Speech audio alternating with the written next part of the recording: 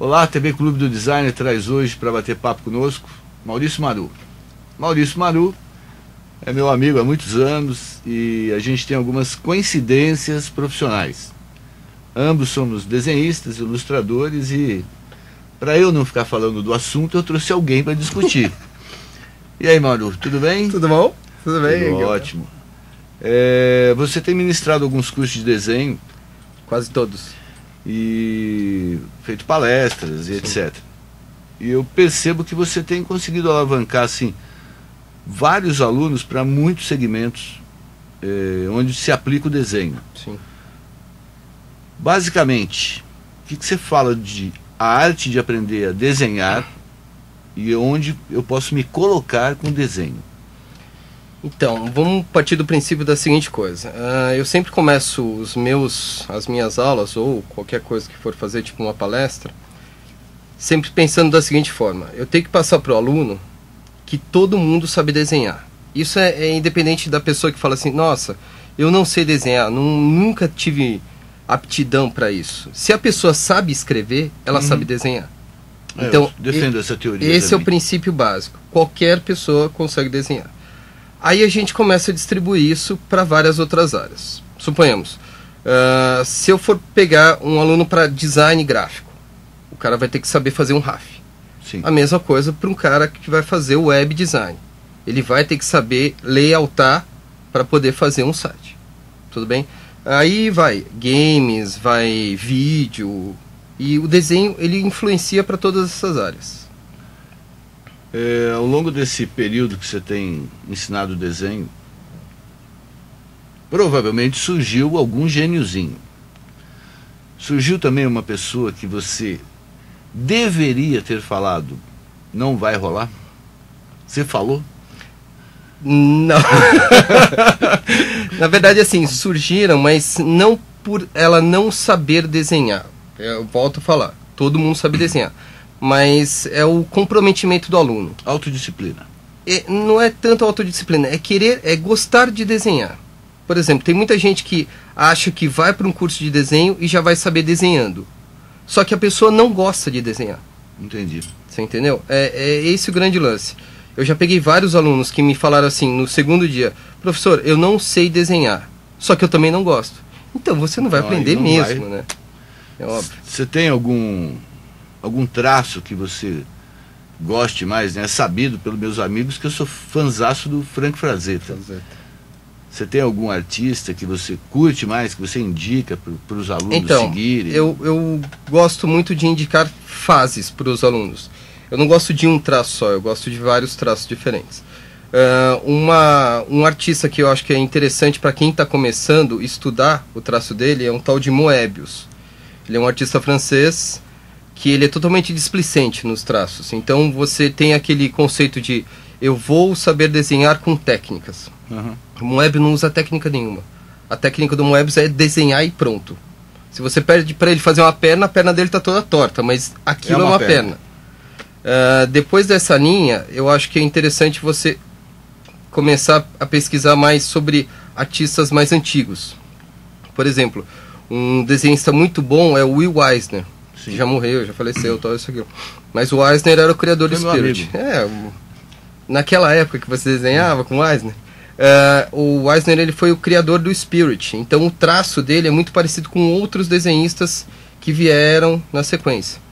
O próprio McFarlane, que é o Todd McFarlane, que ele fez o Spawn, ele criou o Spawn, o traço dele é parecidíssimo com o Will Eisner. Que é o caso também do Frank Miller. Mas o Will Eisner assinava igual o Walt Disney. Muito bem!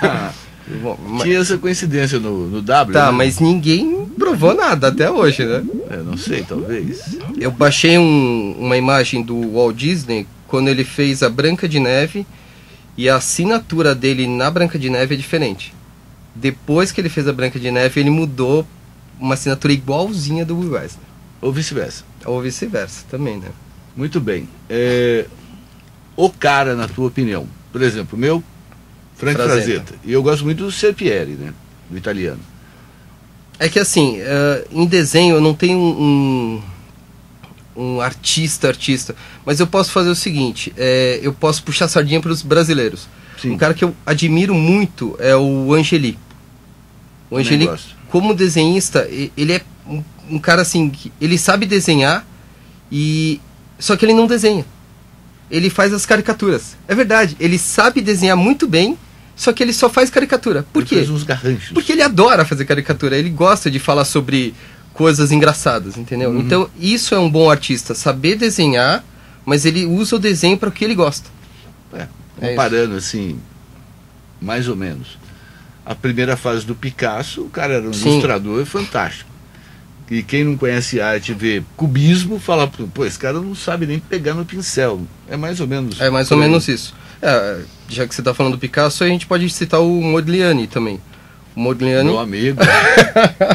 O Modigliani era um excelente pintor, excelente desenhista, só que assim, ele era totalmente alienado, né? Então ele gostava de fazer, mas ele era totalmente alienado. Entendi. Ele pintava por prazer mesmo. Pra molecada que assim, que tem alguma aptidão ou quer entrar por um segmento de ilustração ou de concept art, você tem algum caminho traçado? Pode ajudá-los com alguma ideia? Eu acho assim, para quem está querendo começar a parte de ilustração, o ideal é você fazer alguns treinamentos básicos. Por exemplo, o desenho básico é essencial. Básico. Você vai ter que passar de qualquer jeito. Do desenho básico, você escolhe o que você quer fazer. Por exemplo, tem muita gente que adora mangá. Eu particularmente acho que o traço do mangá é viciante. Se você começar com mangá, você não sai do mangá. Outras pessoas gostam de cartoon. O pessoal do mangá vai te bater, hein? Tudo bem. Outras pessoas gostam de cartoon, outras pessoas gostam de fotorrealismo. Então você precisa saber o que você quer antes de começar a entrar numa área. Porque essa área é muito ampla. Então eu acho que assim, abraça uma coisa de cada vez, para depois você ir abraçando o resto. Para fechar, nós crescemos numa cultura de quadrinhos. Sim. Né? Eu colecionei todos os tipos de super-heróis. Eu era apaixonado pela Mulher Maravilha, cara. Pela Mulher e pela Druna também. Também, a Druna também. E a gente tem essa influência do comics, né? Tem. Bastante até. E aí eu não curti ser, por exemplo, ilustrador de história em quadrinhos. Não era a minha pegada. Minha pegada era ser ilustrador mesmo. Mas eu tenho vários amigos, não sei se você conhece alguns talvez, que são fissurados em quadrinhos, mas no Brasil, Mônica é good e não have. Sim. Por que esse preconceito contra o quadrinho, contra o artista? Na verdade, assim... É cultural mesmo? Isso é uma coisa que já vem com o tempo também. Nesses últimos anos, essa cultura está mudando bastante. Tanto os artistas que eu acho bárbaro, os artistas que eram muito desvalorizados antigamente, que eram os grafiteiros, que sabem desenhar muito, hoje eles são mais valorizados. Então essa ideia de ilustração, ela está mudando. Mas mesmo assim ela vai engatinhando aqui no Brasil.